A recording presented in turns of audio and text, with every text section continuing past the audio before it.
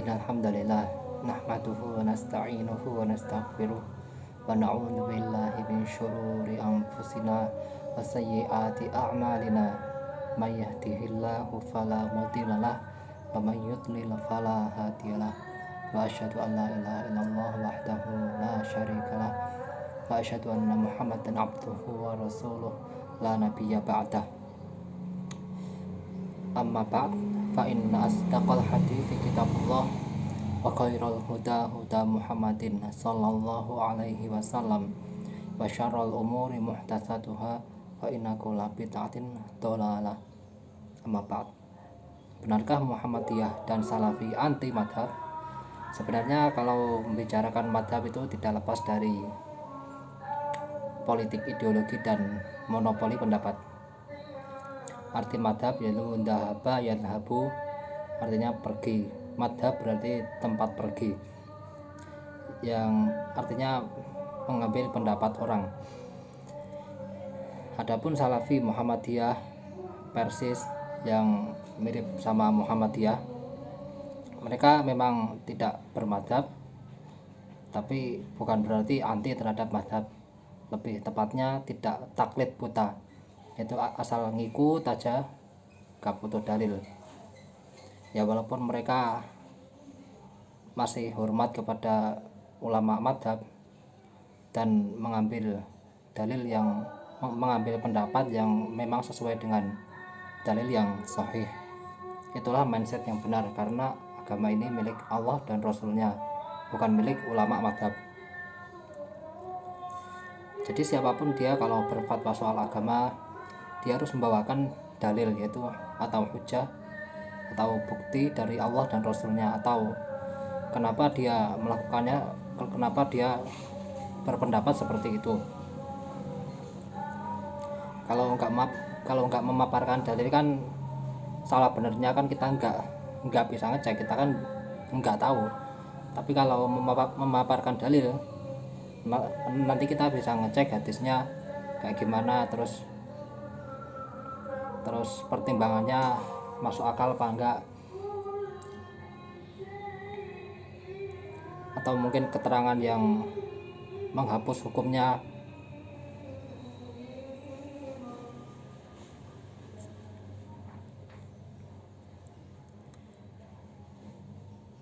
Terus jangan bilang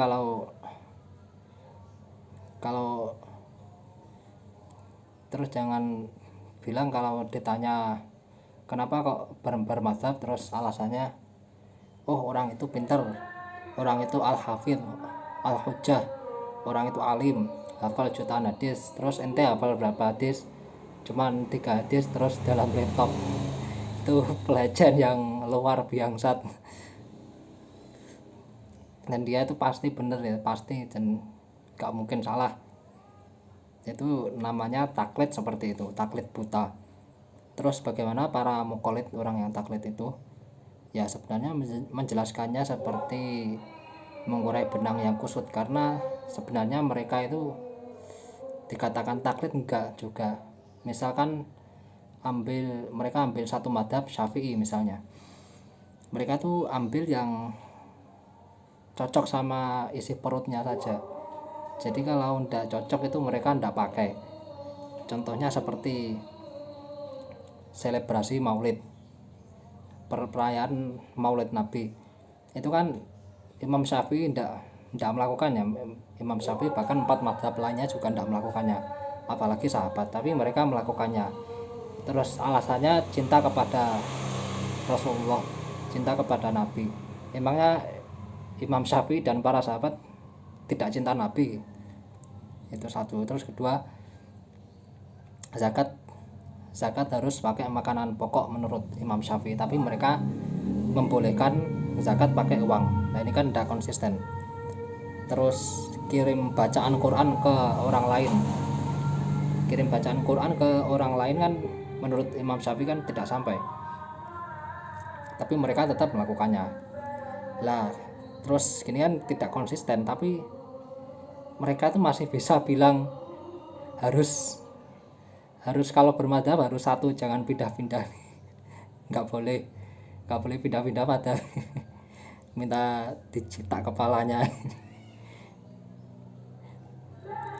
Terus seorang mujtahid itu mereka sudah, ya kita husnuzon saja ya, mereka sudah berusaha dan ya tidak mungkin lepas dari kesalahan. Kalau memang salah tanpa disengaja, mereka masih dapat satu pahala. Seperti dalam hadis, man ijtahad fa asab falahu ajron wa man ijtahad fa akhta falahu ajrun wahid. Barang siapa yang berijtihad lalu salah, barang siapa yang berijtihad lalu benar, maka baginya 2 pahala, dan jika salah 1 pahala.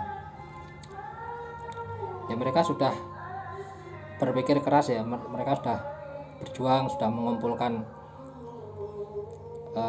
pendapat, tapi tidak lepas dari kesalahan, yaitu kita hormati, tapi bukan berarti kita harus benarkan, bukan berarti kita harus taklid ya. Kita lihat dulu dalilnya.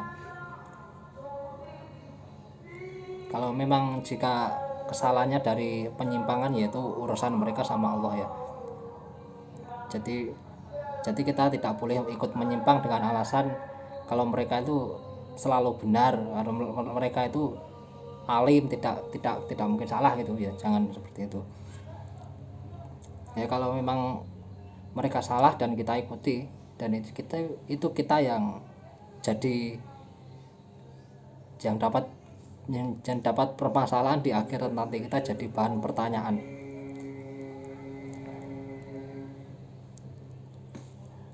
Wa inda qila lahum ta'alau ila ma anzalallah wa ila rasul qalu hasbuna ma wajadna alaihi aba'ana awalau kana aba'uhum la ya'lamuna syai'aw wa la yahtadun. Surat Al-Maidah ayat 104. Dan apabila dikatakan pada mereka,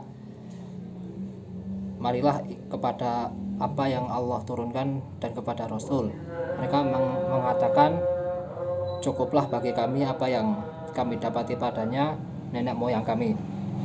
Dan apakah meskipun nenek moyang mereka itu tidak mengetahui sedikit pun, dan mereka juga tidak mendapatkan petunjuk.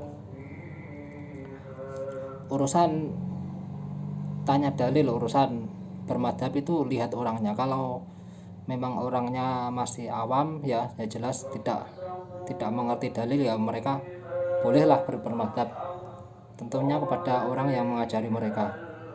Jadi tidak mungkin kalau orang awam itu diajarin rukun sholat, rukun wudhu itu beserta dalilnya, beserta Quran surat Al-Maidah ayat 6 dan hadis-hadisnya, kan tidak mungkin. Mereka hanya diajarin tata caranya saja.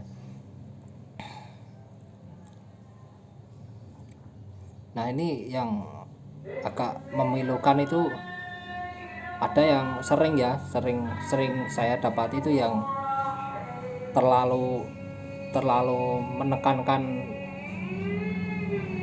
bacaan niat, usoli dan sebagainya, nawa itu, sehingga orang awam itu tahunya hanya hafalan bacaan niatnya saja. Jadi mereka wudunya itu masih belum benar, banyak yang tidak benar, yang seharusnya wudu itu membasuh kaki itu dari ujung jari sampai mata kaki, tapi mereka kebanyakan yang dibasuh adalah betisnya. Yaitu karena mereka sudah terlalu sulit menghafalkan itu loh, nawa itu sama usoli itu loh. Mereka soalnya kalau di kampung-kampung seperti itu, saya sering lihat itu. Kalau memang orang awam ya mereka memang gak bisa mengerti dalil, harusnya yang tata caranya saja. Tapi kalau ulama harus mengerti dalil, mereka harus istimbat, mereka harus menggali dalilnya ya. Terus saya mau ikut siapa terus kalau dalam fikih sih lebih condong ke Muhammadiyah. Saya banyak beristifadah dan saya membaca bukunya Ustadz Syakir Jamaluddin yang berjudul sholat sesuai tuntunan Nabi Shallallahu Alaihi Wasallam, dan kajian YouTube yang beredar. Tapi sayangnya Muhammadiyah itu kurang begitu fokus pada YouTube, jadi mereka itu fokus pada sekolah dan rumah sakit ya. Makanya banyak rumah sakit Muhammadiyah, Universitas Muhammadiyah, SD, SMP Muhammadiyah itu banyak ya. Dan kalau dalam perhatian saya lebih condong ke Salafi, karena seperti Ustadz Firanda itu kontennya banyak ya tentang syarah Sahih Bukhari, dan beliau sangat ilmiah tentunya dalam mengupas soal hadis itu, dan juga Sirah Nabawiyah, fikih. Tapi banyak, meskipun berbeda ya, Muhammadiyah sama Salafi itu berbeda dalam hal ruqyah tuh, ru'yatul hilal itu loh. Itu kan perbedaan yang sangat signifikan dalam Muhammadiyah dan Salafi. Tapi mereka itu satu mindset, satu tujuan, yaitu memerangi TBC, takoyul, bid'ah, dan khurafat. Mereka itu sama-sama mengajak orang Islam kembali ke ajaran yang murni, yaitu Al-Quran dan Sunnah. Makanya Muhammadiyah itu pernah dituduh Wahabi ya. Muhammadiyah itu pernah dituduh Wahabi, pernah hampir dibubarkan oleh kelompok tertentu yang tentunya yang pasti mereka anti terhadap Quran, anti terhadap Sunnah. Makanya kayak channel Yufi TV, Roja TV milik Salafi itu difitnah terus, dijelek-jelekin terus,